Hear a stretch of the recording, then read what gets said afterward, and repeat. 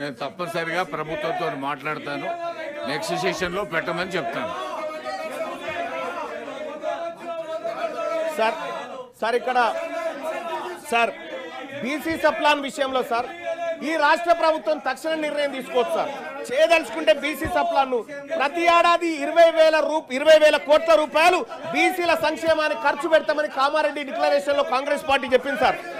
5 ఏళ్ల కాలంలో 1,00,000 కోట్లు బీసీల సంక్షేమానికి ఖర్చు పెడతామని చెప్పినటువంటి కాంగ్రెస్ పార్టీ రెండు బడ్జెట్లలో కలిపి కనీసం 20,000 కోట్లను కూడా బడ్జెట్ లో కేటాయించలేకపోయింది సార్. ఇక్కడ వివక్ష కనిపిస్తా ఉంది సార్. ఇజ్జయంగా కాంగ్రెస్ పార్టీని అడ్డుకోవడానికి ఏ శక్తి లేదు సార్. మేమందరం సపోర్ట్ చేస్తాం సార్ ఈ విషయంలో.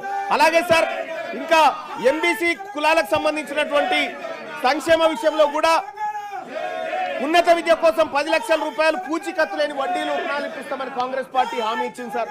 ఈ విషయంలో కూడా కాంగ్రెస్ పార్టీ ఏ విధంగా కూడా చిత్తశుద్ధితో పనిచేస్తున్నట్టు కనిపించట్లేదు సార్.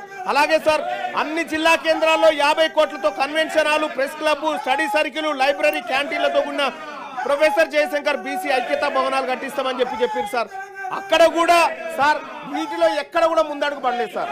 ఎక్కడైతే హార్డీలు ఉందో అక్కడ పైన ఫోకస్ చేస్తూ ఉంది రాష్ట్ర ప్రభుత్వం.